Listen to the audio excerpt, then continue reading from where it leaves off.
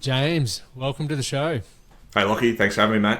Mate, who would have thought all these years ago when we first connected, we would be sitting here about to dive into some really cool topics? Yeah, I know. It's I guess listen to the pod for a while. It's like, oh yeah, it's a few things covered, and you don't sort of think about sort of you being on the other side of the headphones and stuff like that. And yeah, sort of doing a few podcasts personally, and then featuring on them. It's a little bit surreal in a way. So it's pretty cool. Yeah, well, dude, obviously, since we've connected, I've really loved you have a really high standard with how you conduct yourself, and I've always been impressed by that when we catch up and have conversations. And obviously, over the last couple of months since you've been part of the academy and you've branched out on your own in business, I've got to watch and witness that a lot more and see it be put into practice. And it's really something that I am looking forward to diving into around where it came from, around leadership, the standards. I'm sure you've had a lot of setbacks along the way, which we'll dive into. And then also diving into your new career now. I am really interested with people like yourself who have a great career already, but there's this little itch that needs to be scratched where you want to go, see what it's like to start your own business and the benefits that can come with that. Obviously, it comes with a bag of stresses and uncertainty, etc. But I'm very excited to dive into that. But dude, I wanted to read from your Instagram and then we'll work backwards. But at the moment, since your transition into business, helping Australians reach their financial dreams, that wasn't always an aspiration, but it now is. How did we get here? Give us the story. Yeah, so I think what I'm sort of doing now is working in the real estate space in Australia, and working, I guess, on a non-traditional side of real estate in Australia. I know in the States it's quite popular, but yeah, working as a buyer's agent, helping everyday Australians purchase property. And I sort of see that, or have seen it and experienced it myself as a need to, one, educate people, and something that we're all, I guess, wanting is wealth creation and financial stability. And I'm a strong believer in that in property. So yeah, I'm now working and growing a business in that space and helping people achieve their dreams like I have and am doing in the property space. When did you first sort of feel like this was the industry for you? I think it was in 2020 when I guess a lot of Australian property really started to boom.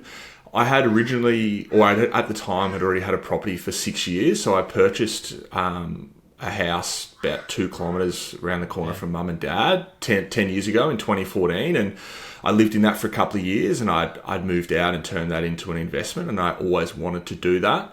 And I got connected with a few people who were successful property investors. And they sort of said to me, they're like, mate, like, you've got this property. Do you know what you can actually do with it? Do you know that you can release equity? Do you know that you can use that equity to purchase additional properties, build up a bit of a portfolio, pay down your debt, and create yourself a passive income to give yourself the ability to either put your kids through private school, retire early, flexibility, financial freedom? And I sort of didn't really know. So I sort of spent the next 12 to 18 months going on this education journey, listening to podcasts, reading books.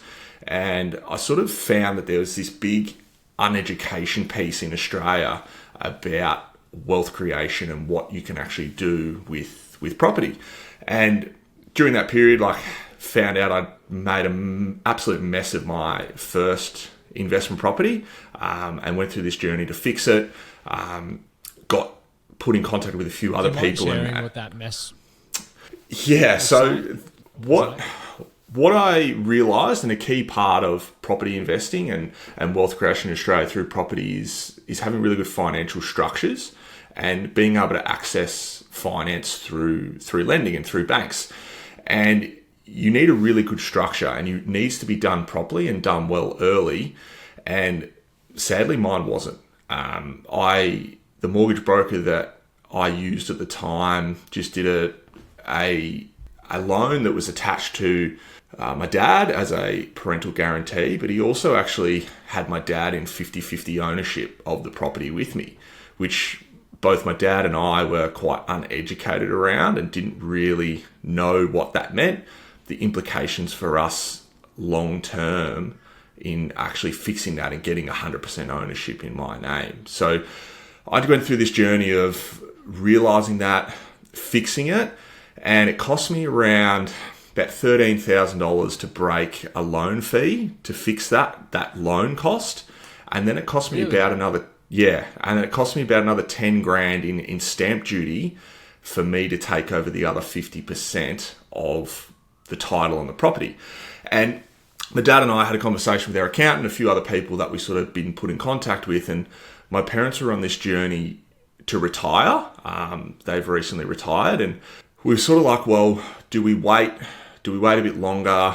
Do we try and avoid that initial $13,000 break fee? But what was doing with Australian property at the time is it was growing. So the longer we left it, we probably would have had to pay the same amount of money, if not more. So we made the decision to, cop the financial hit. I did that personally, pay for the new stamp duty, pay for the fees.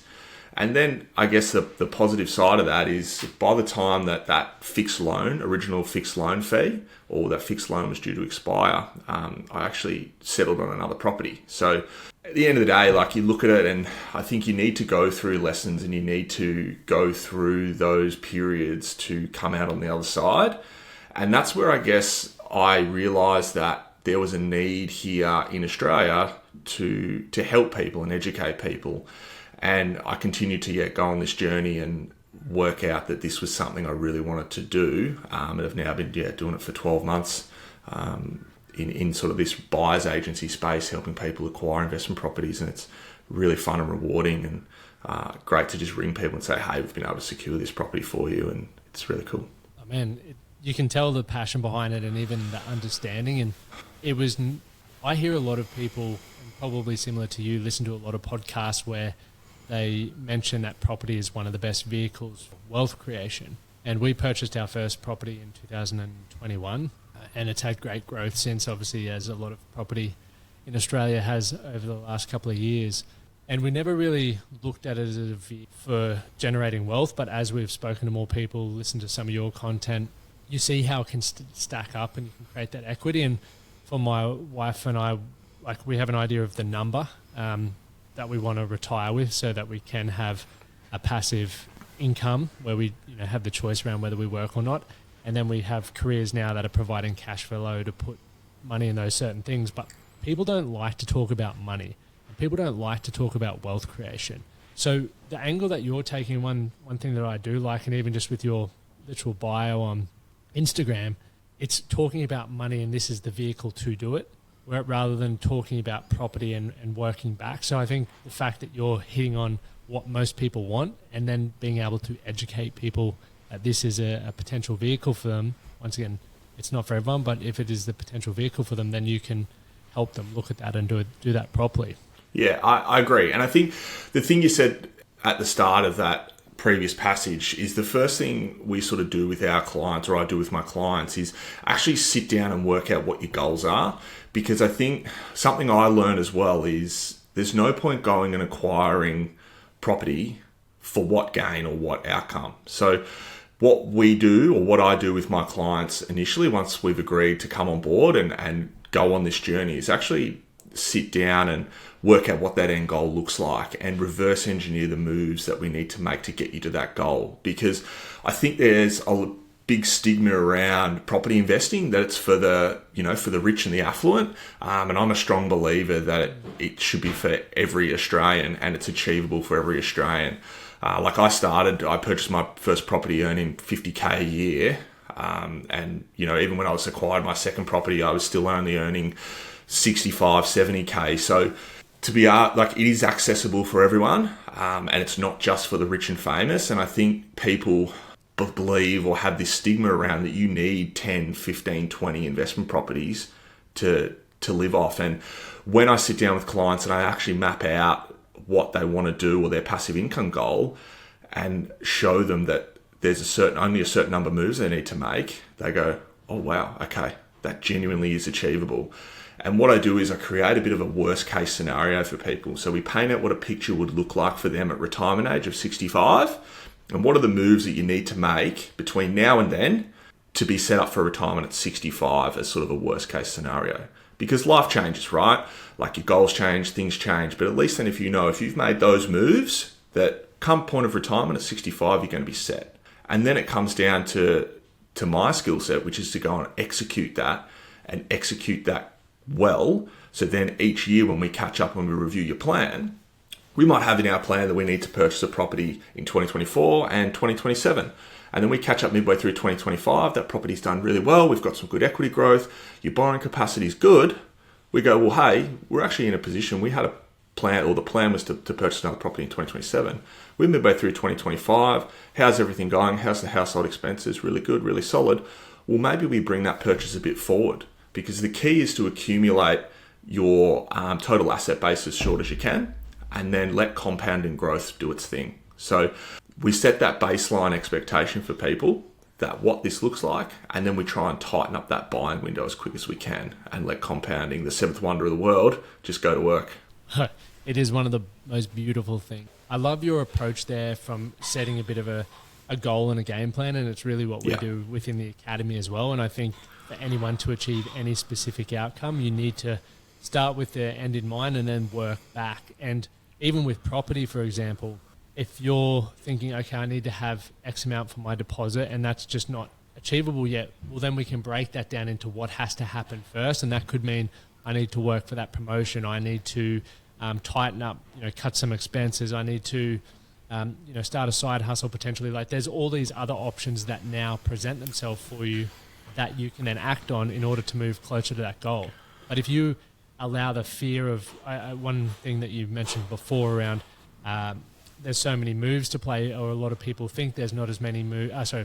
People think there are a lot of moves to make in order to create that passive revenue stream. But when you sit down and map it out, it's not actually that bad. It's the same with every area of your life. It's just overcoming the fear that it could be pretty shit to go, okay, let's just look at it, get a bit of a plan and a bit more understanding around it. I think that's 100%. A very smart thing that you help people do. Absolutely. And I look at it, to me, less is more. So if I have 10 to 15 investment properties, that's an absolute admin nightmare. Like, it nearly turns into a full-time job running your portfolio. And to me, that's not the point, or that's not what I want for retirement. I don't want to be dealing with property managers. I don't want to be dealing with tenants. Like, I want to be doing as little as I can, know that my money's at work, know that my future's set up in the least possible moves that I need to make, and just be comfortable, live a comfortable life, be happy with what you have, and put your money to work for your future, so that, you can enjoy the delayed gratification down the line, and enjoy the time or the fruits of your labor that you've made now or previously.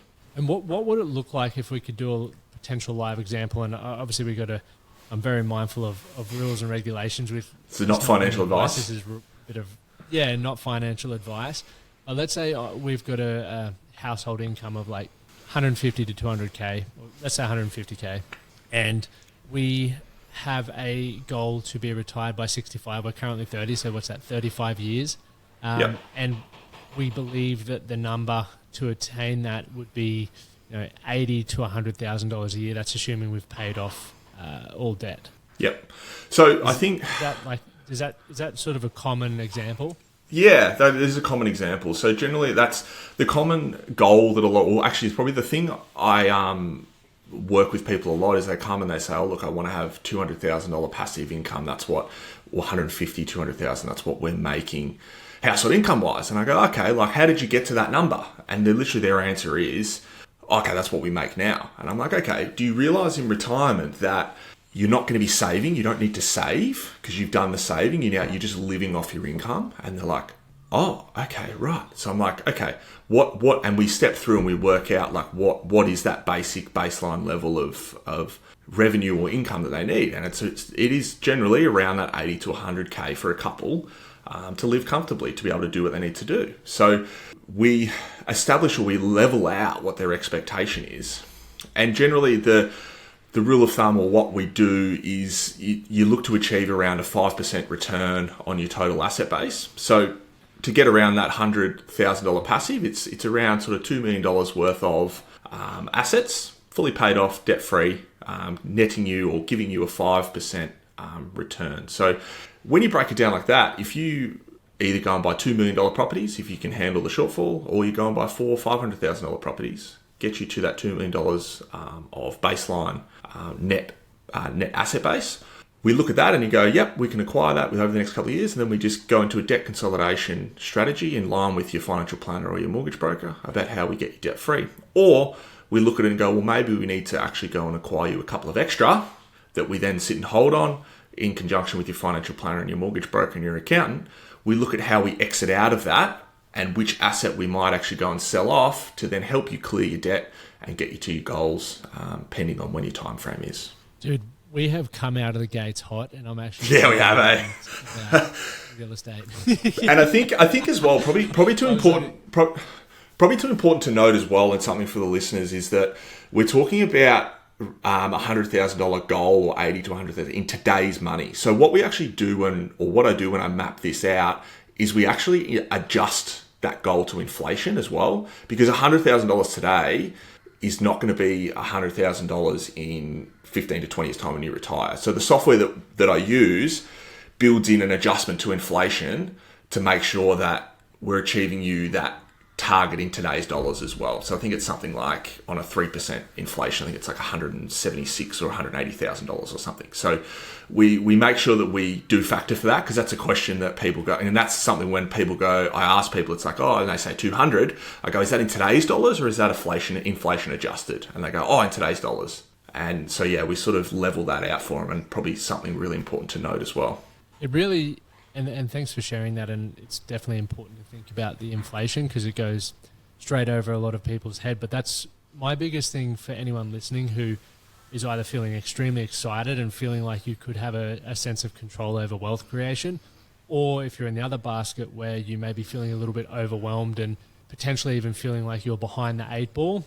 It doesn't matter where we are in this moment. It's what we do with the information that we now have. So I remember the first time that I got introduced to, I've been introduced to a lot of different ways to make money, but I always get pumped about it because you're like, yes, I'm going to be able to fly business and do all of that. And as I've become older and I've become clear on what wealth actually looks like for me and what I want the money to do for me and create for me, the number isn't as big as it once was. But I recognize that I don't have the skill, or I didn't have the skill, I didn't have the network, and I didn't have the, I guess, mindset to be able to do what was required for me to start moving towards creating that. So what I would recommend, and what I wish someone said to me, is just start with 10 minutes a day of listening to, whether it's James's content on his Instagram, if property sounds exciting to you, or if it's other things, just literally jump on YouTube, the best university in the world, and start, listening and learning, and you're going to have more questions, and then you can go down a couple of rabbit holes, right? And then eventually you'll find your thing. Yeah, and I think a couple of takeaways for that is you need to build yourself a team around you to do it.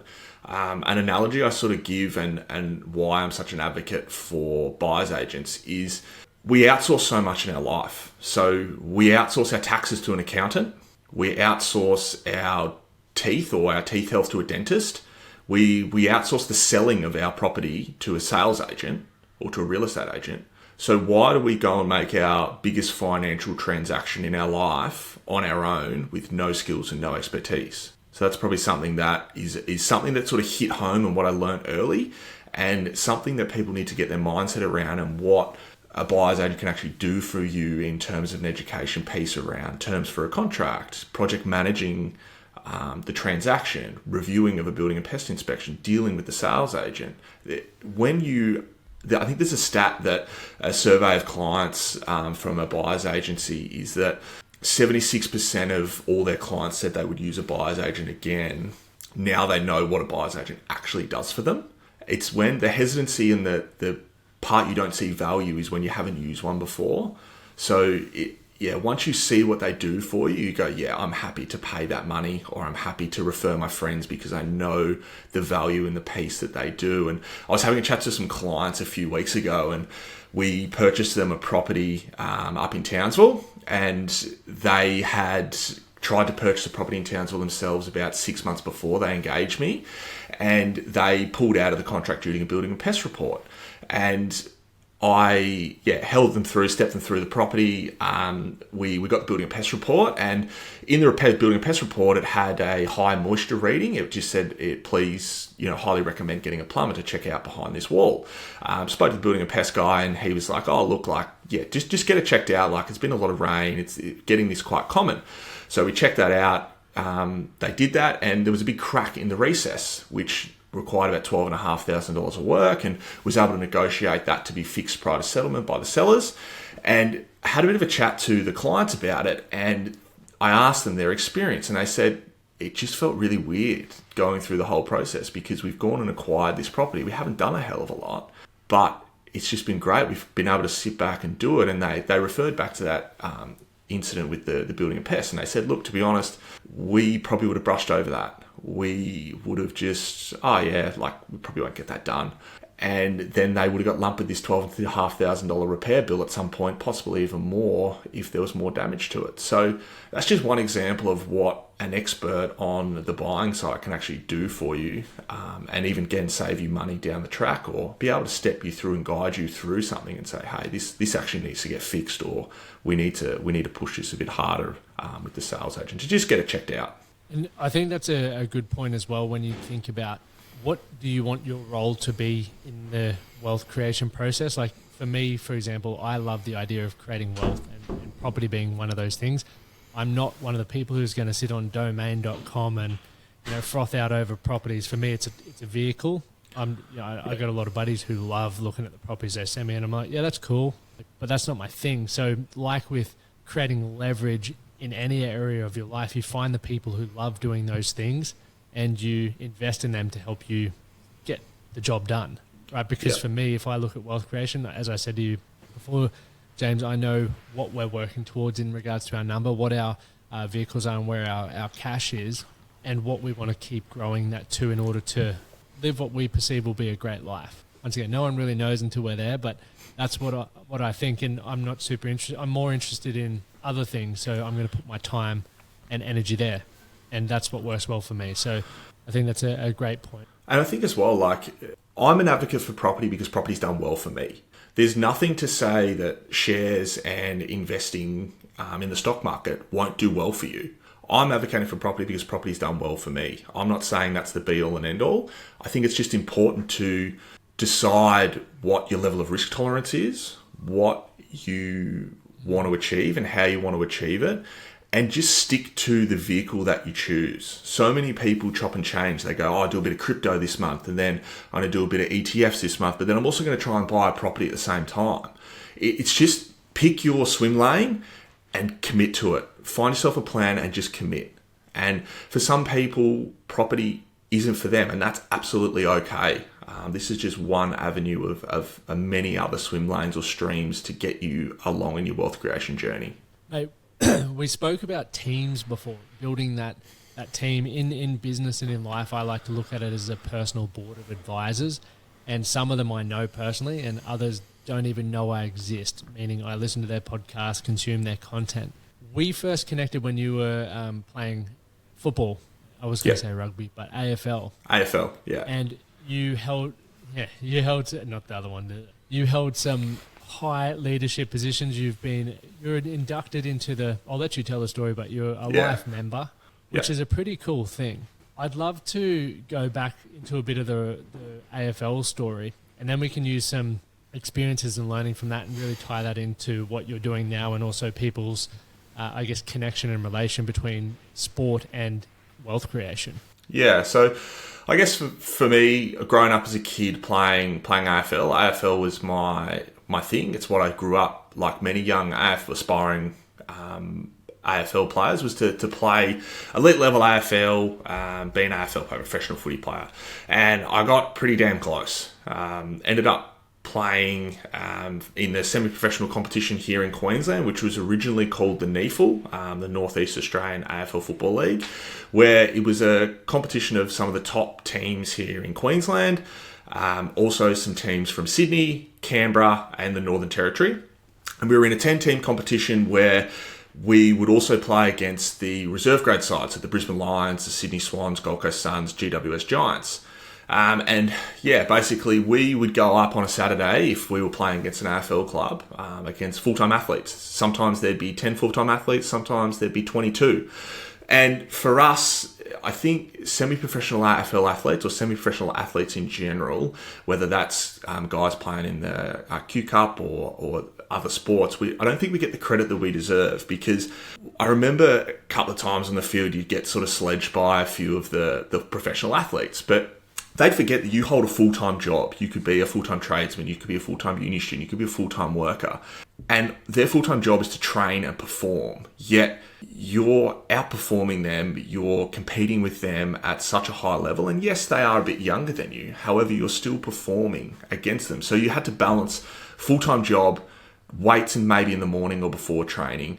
Our competition, we would travel. If we were playing, say, the Sydney Swans in Sydney on a Saturday, we would actually either have to get half a day off work on a Friday to fly to Sydney, or we'd be flying to Sydney at like 5 or 6 o'clock at night. So we basically got as close as you could get to the AFL without actually being in the AFL, which was a pretty cool experience. What was it like, obviously, when you first cracked the NEFL at a young age? Was the goal even the whole time you were playing to still get that opportunity to play AFL?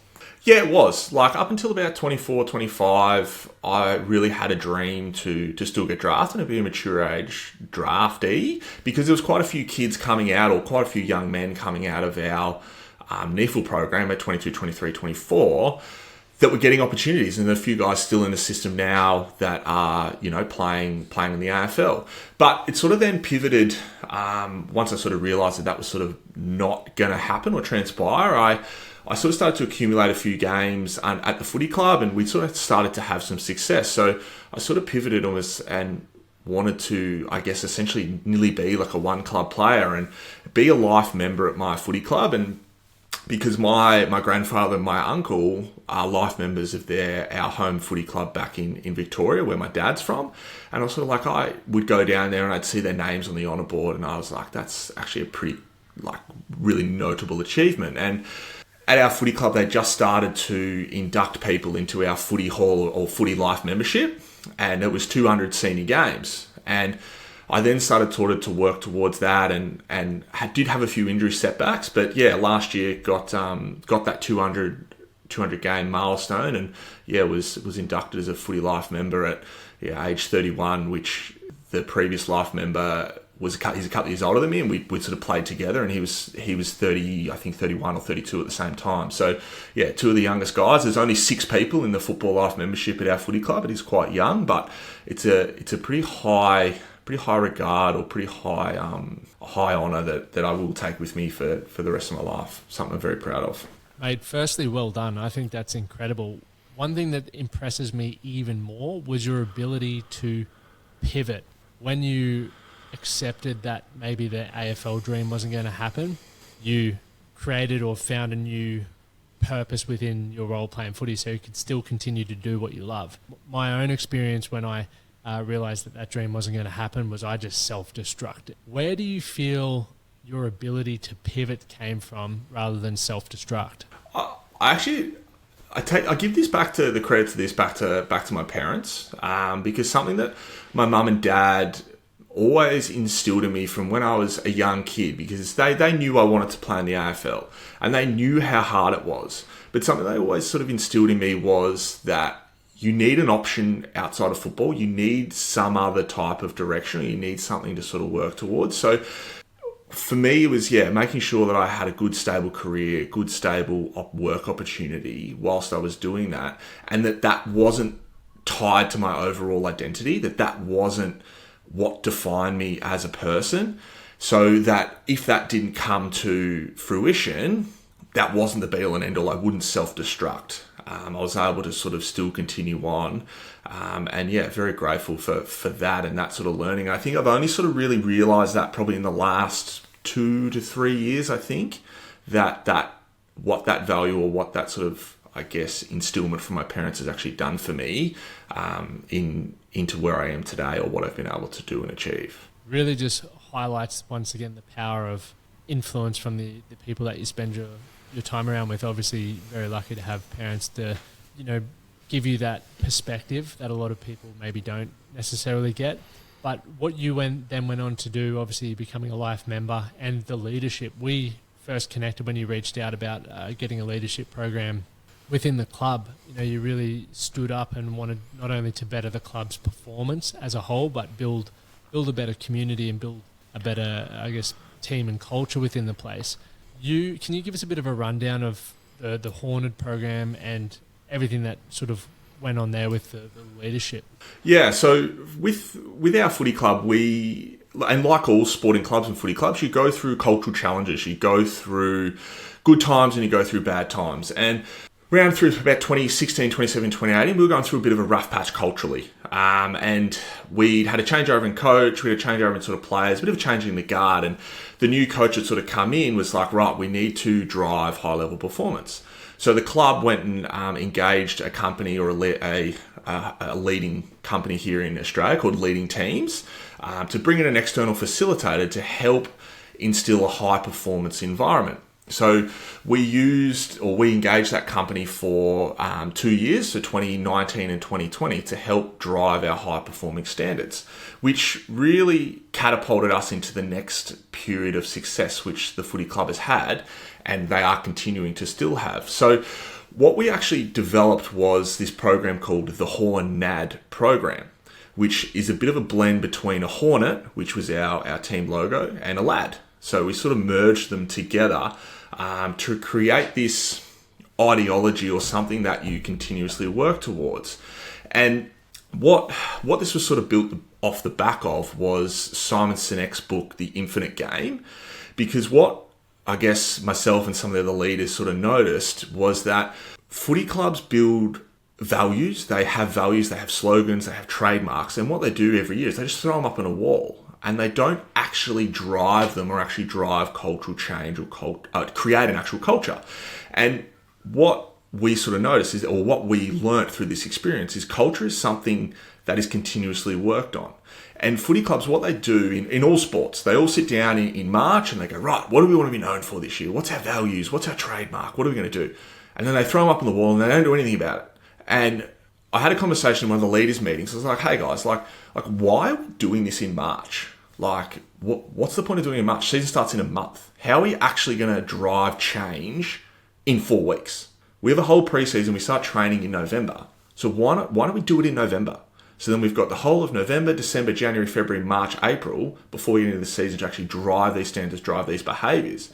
And something we also decided that next following year was, why are we even going to change our values? Like, why do we need to change them? If they're not broken, don't fix it. Because a part of a culture is something you're continuously working on and building on. And clubs, they just change values because they need to change. They feel like they have to change them. So for us, it was what we would do is we review our values. We review them, but if we didn't need to change them, we didn't change them. But what we really did focus on is building a culture, because culture is what carries through. So when we would have new players come to the club, when we have new coaches come to the club, what the leaders would do, or the existing players, is you would actually go and induct the new players into the group. Hey, this is what our values are. This is what our behaviours are. This is what we stand for. Because then guys come through and they actually integrate into the culture or integrate into the group. Because something what we learned through leading teams is this sliding scale, where on the left-hand side of the scale, you have good culture.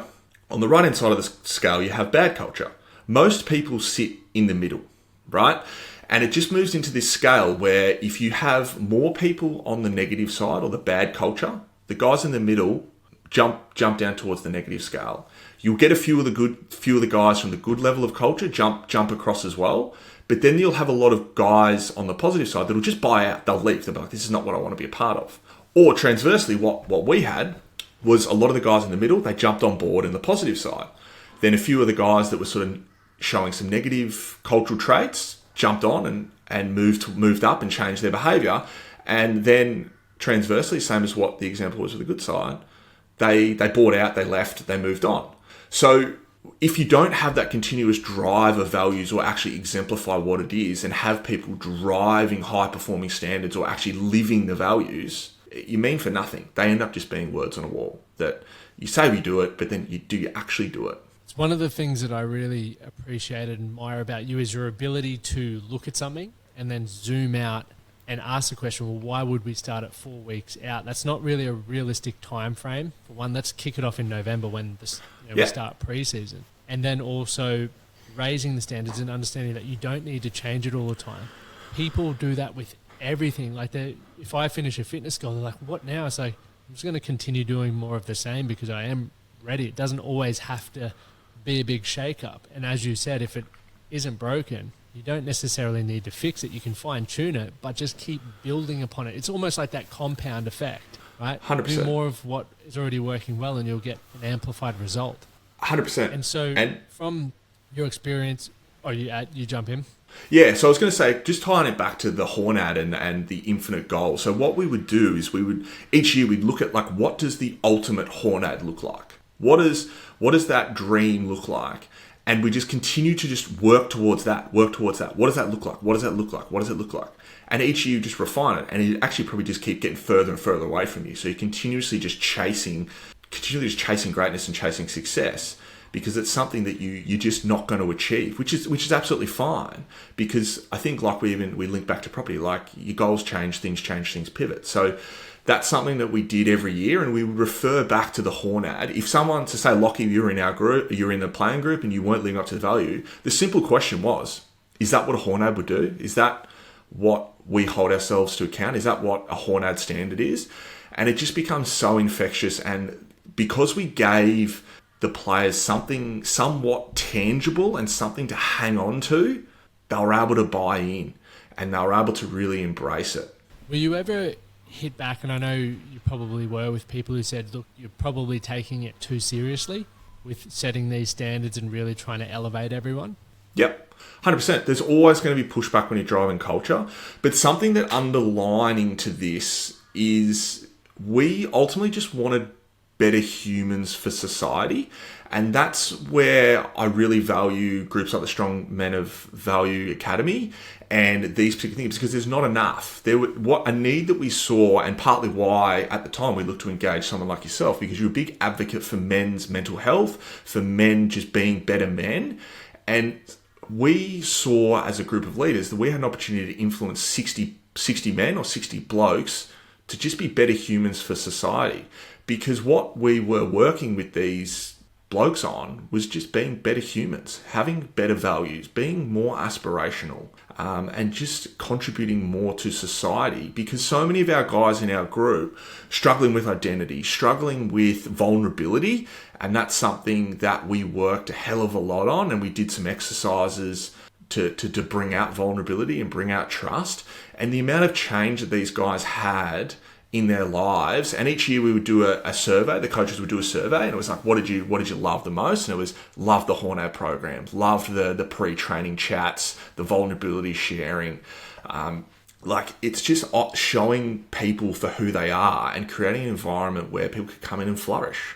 I love that. I think it's so important to, one, create the environment that encourages that. A lot of us want it. We just have never been exposed to it. Therefore, when people say, for example, are you okay day, moments like that are uncomfortable because we haven't practiced that before. That's why being, transferred into an environment where it is part of the culture and the community, like the Hornad program or what we do with the academy, you see other men doing that, and then you go, and I've been through that before, or I feel like I could talk about that or add to that conversation. And that's where the flexing of the muscle starts. And it then creates this ripple effect where you build that in your current environment, and then you can take it back to an external community with your friendship groups or your work places outside of that. And that's where I think it's really undervalued. And it's why I wanted to ask that question around the pushback that you may receive, because I've had it happen to me a lot where people go, man, you take that a bit seriously. And I believe it's very important to not fold on your personal standards, because they really dictate how we live our life and the results that we have. And the reason why a lot of people don't have the wealth that they want, they don't have the love that they want, they don't have the physique that they want or the health that they want, is because they don't set their standards and maintain that standard. 100%. And how we actually held ourselves to standards was building trust and building strong relationships. I think a lot of people, or a lot of sports athletes in team environments, or even, I guess, what I see from working in business is people don't understand that when you're giving someone feedback, it's not giving them feedback because they don't like you as a person.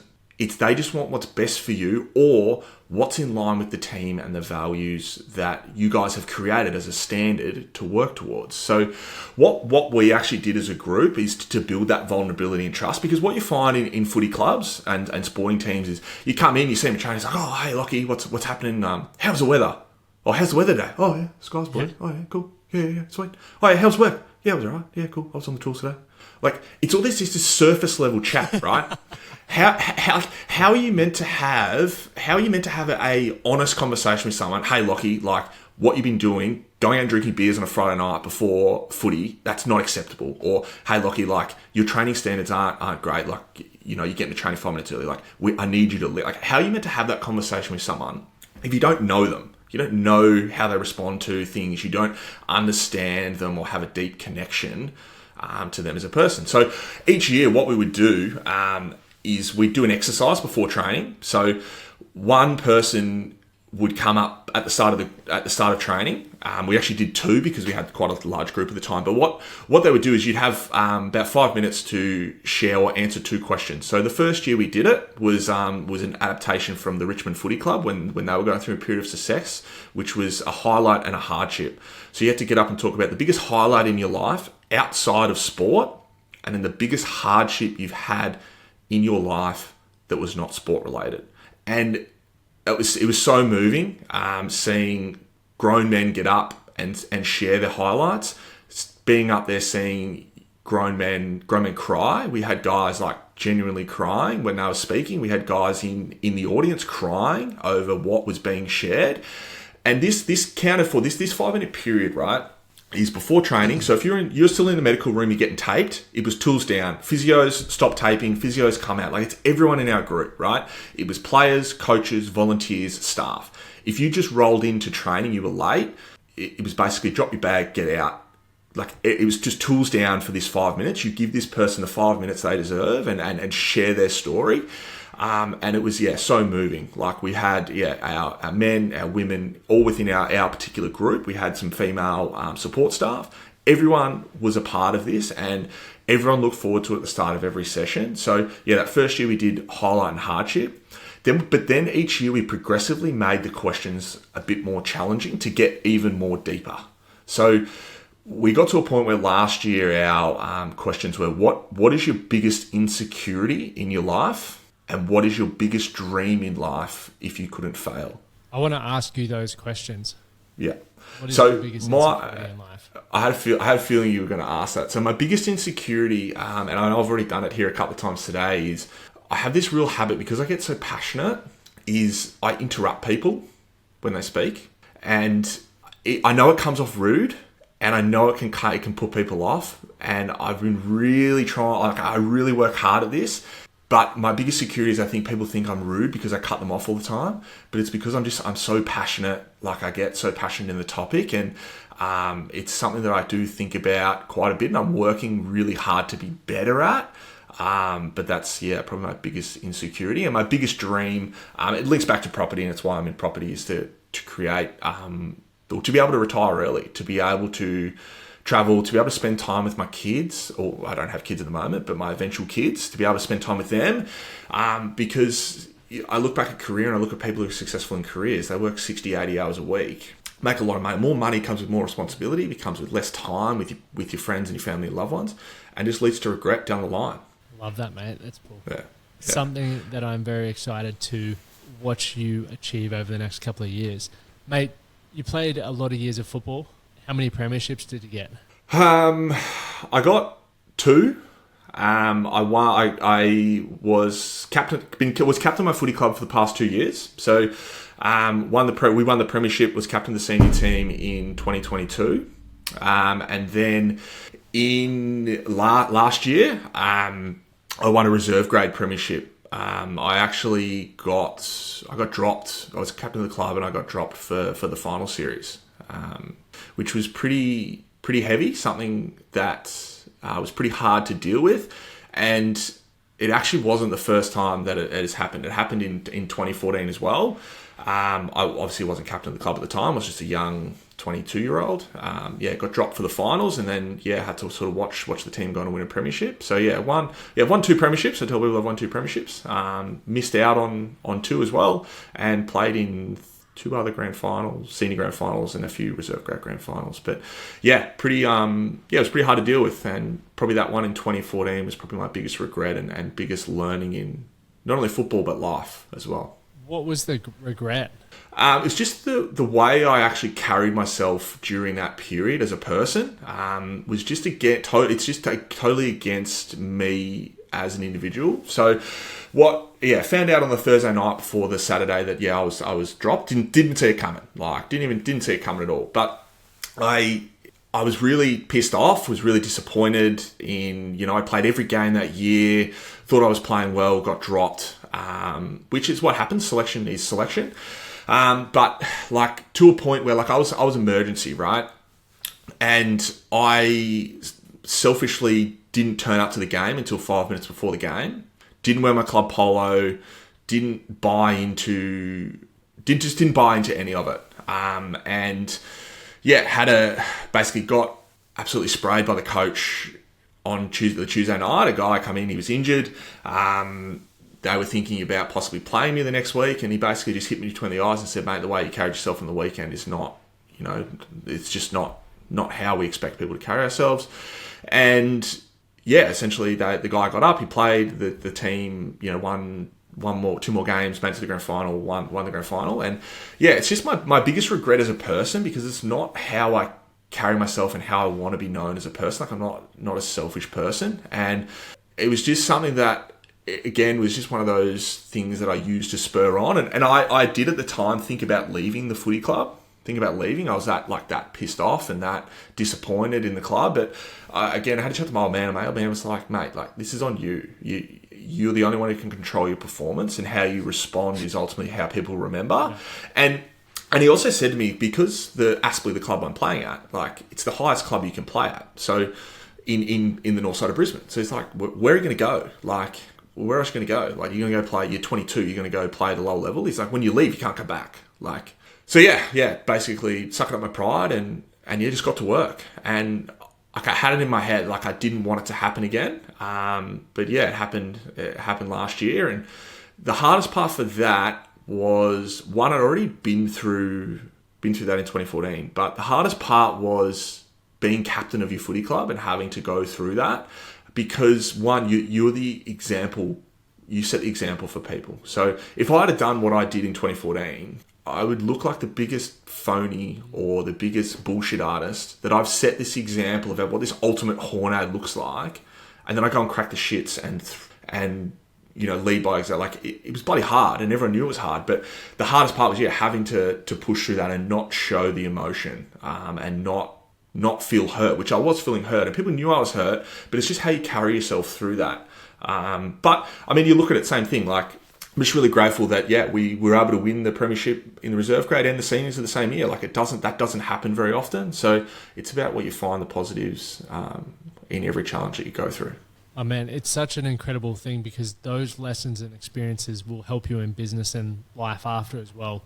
A lot of people don't find themselves experiencing those hardships in, I guess, what would be, well, actually it is. And so when then they go into the workplace and they maybe don't get that promotion, or they don't get validated the way that they want to, would like to, then they have a big tantrum, they quit, they start looking for other roles, when, as your dad said, it's on you. The performance and the ability for you to be recognised is, how well are you networking, how much are you giving back to the community. There's so many things that are within our control that a lot of people overlook. And I think your football experience will definitely have helped you as an individual, which is going to help you in business, and it's going to help you for the rest of your life. 100%. The biggest growth happens through, failure is not the right word, but through setbacks. If we don't have setbacks in life, how are we growing, or how are we moving forward? If you're not uncomfortable in particular situations, how are you actually moving forward? We all know life's hard. So put yourself, it's like what Goggins said, do hard shit. Do hard shit, you get better. And then you get good at something, we'll find something else that's harder and just keep doing hard shit, and then you just that's where growth happens. I believe, and I think that's why we get along so well is you put yourself in hard situations. I put myself in hard. Like again, you surround yourself with people who do similar things or are on the same wavelength as you. 100%. I'm going to attach all of your links and resources below, but where can people find you if they want to, one, follow your journey, but two, find out more about the wealth creation vehicle using you as a buyer's agent? Yeah, obviously, on all social media platforms, James Nelis, I think it's James Nelis _ on Instagram, James Nelis _ buyer's agent on TikTok, Facebook, or you can just head to my website, www.jamesnelis.com.au, or send me a message on there and we can just have a bit of a chat. I think what I try to do from a content piece is just provide free education for people. I fully understand that not everyone might be ready, but it's just getting people thinking about wealth creation and what property could do for you. And if property is not for you, shares might be for you, or whatever that vehicle might be. And this is just, as I said, one angle of a multitude of angles for you in terms of a wealth creation journey, because we all deserve financial freedom or financial happiness. Mate, I could not agree more. Thanks so much for your time, brother. It's been an absolute pleasure. That's been sick, mate. Thanks for having me.